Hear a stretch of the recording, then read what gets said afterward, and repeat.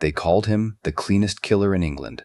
The French executioner who ended Anne Boleyn's life with one perfect swing, then vanished without a trace. No grave, no record, no legacy, except the curse of a blade that history swears never rusted. But who was he really? A hero, a monster, or a man haunted by the mercy in his own hands? Tonight, we reopen the tower's darkest secret and follow the ghost of the man who killed a queen and disappeared forever. If history's untold shadows fascinate you, subscribe now, because what's buried in the past never truly dies. In May of 1536, the Tower of London wasn't a fortress, it was a stage upon which a queen would fall and a king would rewrite history with blood instead of ink. Anne Boleyn, once the glittering jewel of Henry VIII's court, had become a liability, a woman who gave him ambition, a daughter, and defiance, but not the son he demanded. Her laughter once filled banquets, now her name was whispered like a curse. England waited. The trial was a performance, the charges, adultery, treason, witchcraft, carefully arranged lies dressed as justice. The verdict had already been written long before the witnesses spoke, but Henry wanted her end to look merciful, clean, even European. He ordered something England had never seen before, not the heavy-handed English axe, but a French sword. A single, silent blade, swift, elegant, efficient. That decision birthed one of history's strangest mysteries. For from across the Channel came a man with no name in the records, no lineage traced, and no monument left behind. Only one fact survives. He was summoned from Calais, and he was said to be the best in Europe.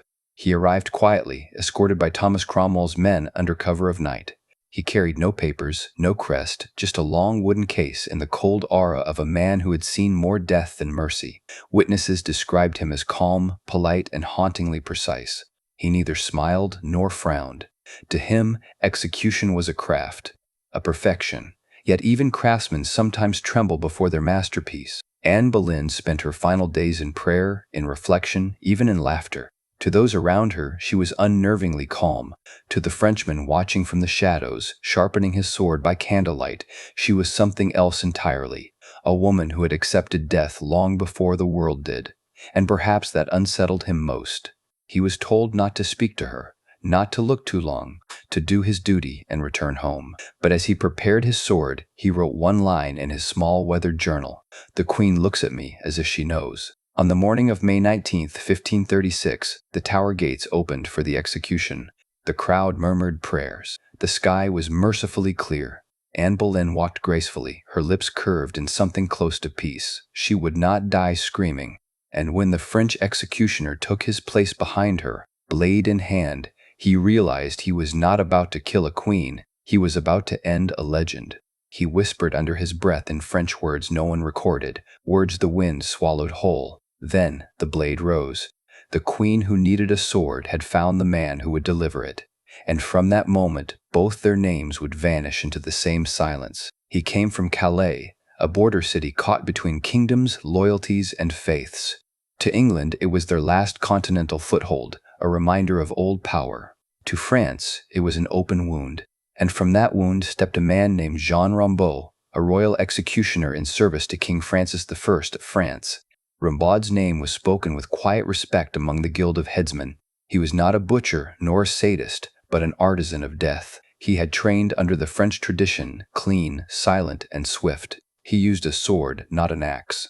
It was a weapon of grace, precision, and honor. His strikes were famous for one thing only: he never needed a second blow. When Thomas Cromwell sent word to the French court requesting an executioner of exceptional skill, Rombaud hesitated. France had no quarrel with England's queen, yet the order bore the personal seal of Francis himself. Political favors weighed heavier than conscience. Refusal meant defiance. Acceptance meant sin. He accepted. He was given gold, safe passage, and one chilling instruction: the King of England demands perfection. Before leaving Calais, Rombaud prepared his weapon. The sword was unlike any other slightly curved French-forged steel with a grip of dark leather worn smooth by years of service. He cleaned it by hand, whispering a prayer as he always did before a royal death: "May my strike be merciful, my hand be unseen." The crossing to England was quiet, though he later recalled the sea as too still, as if waiting. When he arrived at the Tower, no one greeted him by name. He was led to a small chamber near the green, guarded by silence. Only Cromwell entered, his tone clipped, formal, and sharp.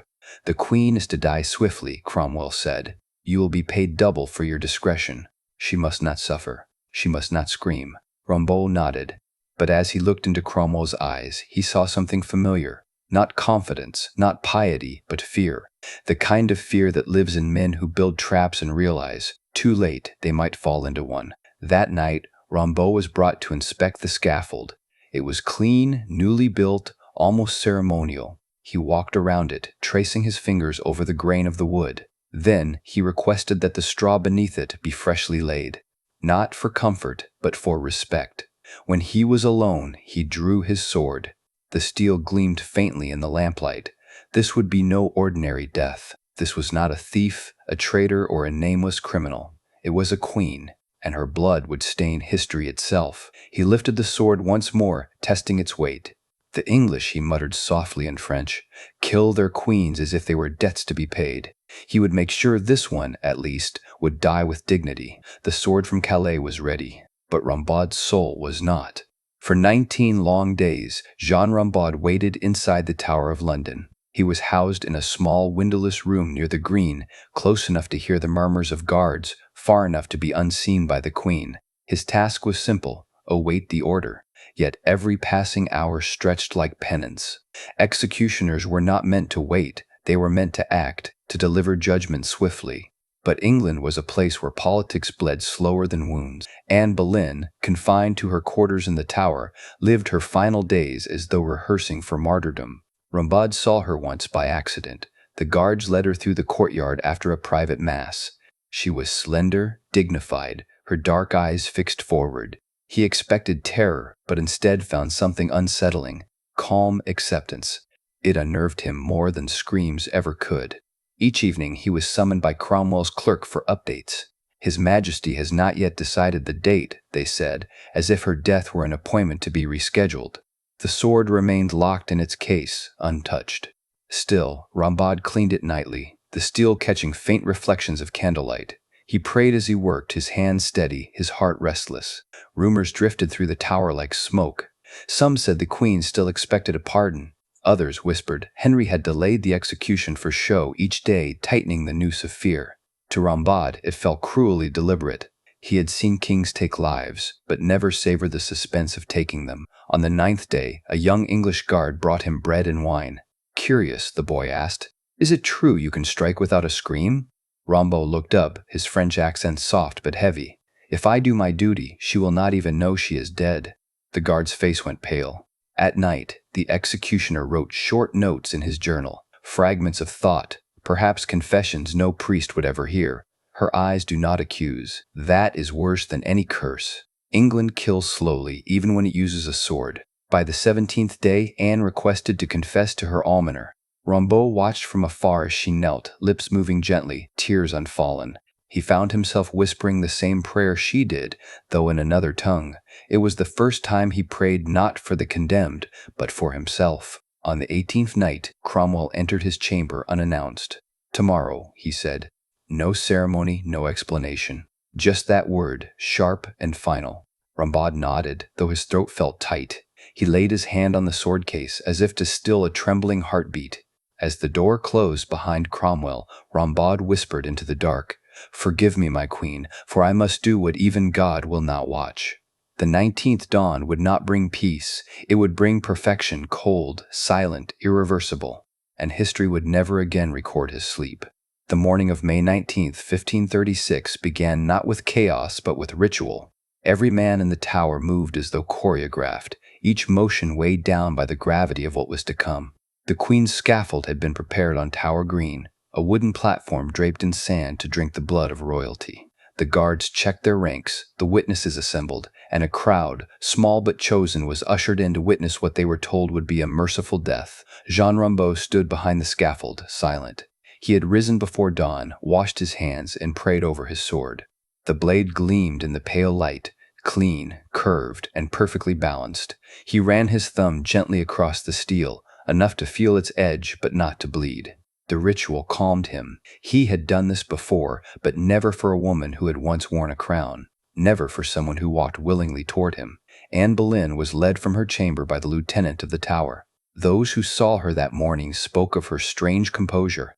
She wore a dark gray gown and a cloak of ermine, simple yet regal. Her hair was bound tightly beneath a linen coif, her eyes bright, her lips calm. She carried herself like one who had already met her fate in spirit. As she approached the platform, Rombaud lowered his eyes. He had been warned, do not meet her gaze. But when he heard her voice, soft, clear, resolute, he faltered. "Good Christian people," she said, "I am come hither to die according to the law, and thus yield myself humbly to the will of the king, my lord." Her words cut sharper than any sword. There was no anger, no accusation, only sorrow wrapped in grace. When she finished speaking, she knelt upon the straw. Her ladies stepped forward, trembling, and bound her eyes with a linen cloth. One of them wept quietly. Anne whispered something to her, no one heard what. Perhaps a prayer, perhaps forgiveness. Rombaud stepped forward. The world around him seemed to fall away. He saw only her. Kneeling, still, serene, he signaled quietly to his assistant, who created a small distraction, calling for his sword as custom required. Anne turned her head slightly, instinctively following the sound. That was his moment. He raised the blade. For a heartbeat, he hesitated, not from fear, but awe. Then, with a single fluid motion, the sword fell. It was done. There was no cry, no second strike, no flinch from the crowd. The Queen of England had died with the grace of a saint and the silence of a secret. Rombaud lowered his blade and whispered under his breath, "Forgive me." The crowd dispersed. The ladies gathered her body. Cromwell gave a nod of approval, nothing more. But for Jean Rombaud, that silence, the perfect silence of a flawless execution, was not mercy. It was the beginning of damnation, because perfection has a price, and his had just been paid in royal blood. When the blade struck and Anne Boleyn's body fell forward, Jean Rombaud didn't feel triumph or relief. He felt nothing. The silence that followed wasn't peace. It was vacuum, the kind that consumes everything human inside a man. He wiped the blade clean, as was his ritual, but this time his hands trembled. The steel glistened faintly in the morning light, and for the first time in his life, he couldn't look at it for long. Cromwell approached, flanked by guards, his face expressionless. "The king thanks you," he said, voice clipped and mechanical, as though reading a line rehearsed too many times. He handed Rombaud a small velvet pouch payment in gold, double the usual rate, as promised. Rombaud accepted it without a word. "England owes you a debt," Cromwell added. "You have done a mercy few men could." But mercy, Rombaud thought, was not what had happened on that scaffold. Mercy was sparing the innocent. What he had done was artistry, clean, efficient, unforgettable. And that was the problem. As the guards carried Anne's body away to be buried in an unmarked grave within the chapel of Saint-Hy, Peter ad Vincula, Rombaud's knees gave slightly. He steadied himself, sheathed his sword, and left the platform in silence. The crowd parted for him, as if he carried a shadow too large for the space between them. No one dared meet his eyes. That night, Rombaud could not sleep. The tower was quiet, but his mind replayed every movement, every sound. The whisper of her gown as she knelt, the faint sigh before the stroke, the stillness that followed. For years he had taken lives without burden, believing each strike an act of justice or necessity. But this was something sacred turned profane. When morning came, he asked for permission to return to Calais. Cromwell agreed, but insisted on secrecy. "You will speak of this to no one," he warned. "Her death must be remembered as the king's mercy, not your hand." Rombaud nodded. "History forgets the hand," he said quietly, "but not the blood."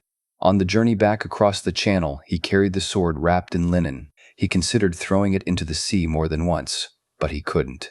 It had become part of him, a relic of perfection, too pure, too final. He had achieved the kind of mastery most executioners never reached, a death so swift it seemed divine. Yet that mastery had cost him something irretrievable. When he reached Calais, his colleagues greeted him as a hero, but they noticed his silence. His once steady hands shook slightly when he raised a cup of wine. His laughter had vanished. When asked about London, he simply said, "The English do not kill, they erase." The gold remained untouched, the sword remained polished. But Jean Rombaud the man was gone, only the executioner remained. And somewhere, in the echo of the tower's stones, Anne's final breath lingered, perfect, eternal and unforgiven. In the weeks that followed Anne Boleyn's execution, England tried to forget. But silence has memory, and so did the Tower. Servants spoke of footsteps in the courtyard long after sunset. Guards whispered that they heard a woman humming a soft hymn from the scaffold, even when no one was there. The king dismissed such talk as superstition. Cromwell ordered the chapel sealed after dusk. But Jean Rombaud, back in Calais, didn't need ghosts to be haunted. He carried one inside him. Every night he dreamt of her final breath. Not the strike, not the fall. Just that moment of calm before it. The breath between life and death. It was delicate, almost human in its mercy. But in the dream, it never ended. She kept breathing, endlessly, as if refusing to die.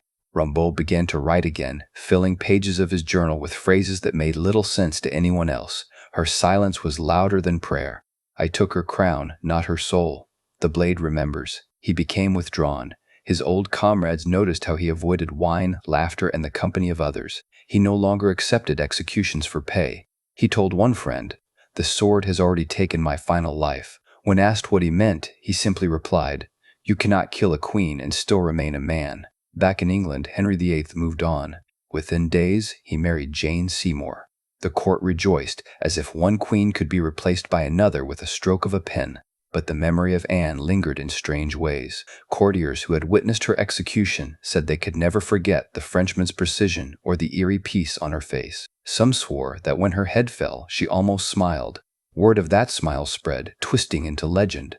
In taverns and alleys, people whispered that the queen had cursed her executioner with eternal awareness, that he would dream of her every night until his last breath. Rombaud heard the rumor himself, through a French merchant returning from London. "They say she haunts you," the merchant laughed, "that she follows you in your sleep." Rombaud stared at him for a long moment before answering, "She doesn't haunt me. She reminds me." In his solitude, he began sending small sums of his blood money to English abbeys, anonymous donations for the soul of a wronged woman. He never wrote her name. He didn't have to. Years later, when he was an old man, a young apprentice asked him to teach the craft of the sword.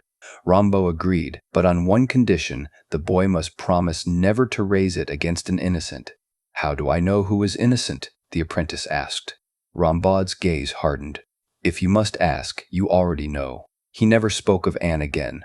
But in every stroke he practiced, every blade he polished, her echo remained. A queen's death had made him immortal, but not in the way kings intended. History records kings, but it forgets their tools. After the execution of Anne Boleyn, Jean Rombaud's name began to fade, intentionally perhaps. Official English documents mention a swordsman from Calais, but never his name. No record of his return voyage exists. No burial. No family claim. It was as though he had stepped out of history the same way he entered it, quietly, without trace. Yet fragments remained. In the archives of Calais, a single ledger from 1536 lists an unnamed Frenchman paid in English gold, then notes, in the margin, "Gone before the morning, no ship's captain reported carrying him." No town official signed his re-entry. Within days, rumors began to spread that the Queen's executioner had vanished into the sea. Others told darker tales. Some said he went mad and wandered into the marshlands, muttering prayers in two tongues until he starved. Others claimed he fled to a monastery, where he took a vow of silence, refusing to ever touch steel again. But the truth, as with all things born in blood and politics, was stranger and more elusive. Cromwell, the king's architect of power, made certain that no man would ever use Rombaud's name to glorify Anne Boleyn's death. The king wanted closure, not legend. The sword had done its work. Its wielder was an inconvenience now, a living reminder that mercy could still look like murder. Back in France, whispers persisted. A traveling merchant claimed he saw a solitary man kneeling before a roadside cross, sword buried in the dirt beside him. Another sailor swore he ferried a quiet passenger who never spoke, but carried a wrapped blade that glimmered through the cloth. Each story conflicted with the next, but all shared one detail: the man's eyes, pale, distant, as if fixed on something no living soul could see. By 1540, the rumors stopped altogether. Rombaud's name disappeared from every record, every guild list, every ledger. He had become what Anne had whispered about in her final hours: a shadow history will never wash clean. Centuries later, an archivist studying the letters of Thomas Cromwell found a cryptic note written weeks after the execution. In it, Cromwell wrote to an associate in Calais, "The Frenchman has been seen no more. Let the sea keep him if it must. It is better this way. England needs saints and sinners, but not witnesses. No one knows whether Jean Rombaud drowned, hid, or repented. But perhaps, in the end, he didn't vanish at all. Perhaps he simply withdrew into the one place kings cannot reach, the quiet corners of memory where guilt breathes softly and time refuses to forgive. And somewhere, in the dark echo of history, the sword still glimmers faintly, waiting for the next hand, the next command, the next conscience brave enough to bear its weight. Because men like Rombaud never truly disappear. They linger, unseen, beneath every act of royal mercy that smells faintly of blood. Years turned into centuries, and the Tower of London grew quieter, its stones absorbing the ghosts of monarchs and martyrs alike. Anne Boleyn's story endured, her courage, her downfall, her final prayer. But one artifact of that terrible morning refused to vanish entirely, the French sword. No one could say for certain what became of it. Some swore it was buried secretly with Rombaud deep in the soil of Calais. Others claimed it was returned to France as a token of Henry's gratitude, though no record of such a gift exists. Yet every few generations the sword seemed to reappear, as if the past were unwilling to be buried. In the late 17th century, a blacksmith in Rouen claimed to have inherited a blade that would not rust. He said it cut through air with the silence of a whisper, and when he held it, his hands trembled with an emotion he could not name. The sword bore no royal seal, no crest, only faint French markings and a strange stain near the hilt, as if it had once been washed in tears. Historians dismissed it as legend. But the story grew legs. Sailors told it in taverns, soldiers in campfires, the tale of the Queen's sword, a weapon forged for justice, used for obedience, and cursed by guilt. Every man who wielded it, they said, dreamed of a woman kneeling calmly before death. By the 1800s, the legend had evolved. Scholars debated its origin, collectors hunted for it. In 1898, a London antiquarian named Edward Milner claimed to have found a 16th-century executioner's sword of French design in a Paris estate sale. The blade, remarkably preserved, had an inscription so faint it was almost invisible. "Je vois tout." God sees all. When Milner displayed it in his study, he noted in his diary that the room felt cold, even in summer. He died 6 months later. The sword vanished again. Decades passed. Wars came and went. Nations fell and rose. But the whispers persisted. Somewhere in a private collection, perhaps hidden in a vault or displayed under false history, the blade waits still perfectly polished, never rusting, as though defying the passage of time itself. Some say the lack of rust isn't miracle, it's punishment. That every time the steel catches light, it reflects not the face of its owner, but the image of Anne Boleyn's calm, unflinching eyes. Historians call it superstition. But when a team from the British Museum attempted to trace the weapon's origins in 1974, they found a strange entry in a forgotten archive, a letter dated from 1536, written in Latin, signed only with initials, J.R. It read, "I have cleaned the sword, yet it will not dull. Perhaps that is its curse, to remember what I wish to forget." The ink was faded. The meaning was clear. The sword that never rusted was not immortal steel. It was eternal guilt, sharpened into memory. Henry VIII never mentioned Anne Boleyn's executioner again. History tells us he rewarded the man handsomely, but privately, something in him began to rot. The king who had once commanded nations and hearts grew heavier in body and darker in soul. He banished Anne's name from court conversation, yet her presence lingered in every glance from a servant who had once served her, in every echo of laughter from her daughter Elizabeth. The tower became his mirror, reflecting the weight of his decisions. And late at night, those who guarded his chambers reported something chilling, the king talking to someone unseen. "You were supposed to give me sons," he would murmur, "not haunt my dreams." He drank more, prayed less, and grew convinced that Anne's spirit followed him, not out of vengeance but out of silent reproach. Chroniclers tried to soften the truth, but whispers among courtiers persisted.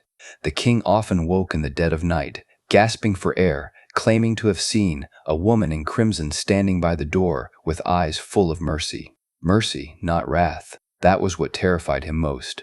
for Henry could justify hatred, but not forgiveness. Forgiveness meant acknowledgement, and acknowledgement meant guilt. His body deteriorated faster than his reign. An old wound in his leg refused to heal. It festered, and with it came the stench of death. Physicians could not stand near him for long, and some whispered that the wound was divine punishment, the rot of his conscience made flesh. Every night he ordered his attendants to bring more candles, terrified of the dark. But light only deepened the shadows that flickered on the walls, shadows shaped like a kneeling woman. As his kingdom fractured, so did his mind. He began hearing music no one else could hear, a soft, mournful hymn, the same one Anne had whispered during her final moments. The king ordered musicians to play day and night, desperate to drown it out. But even through the clash of lutes and drums, the melody persisted. On his deathbed in 1547, Henry's confessor asked if he sought forgiveness for his sins.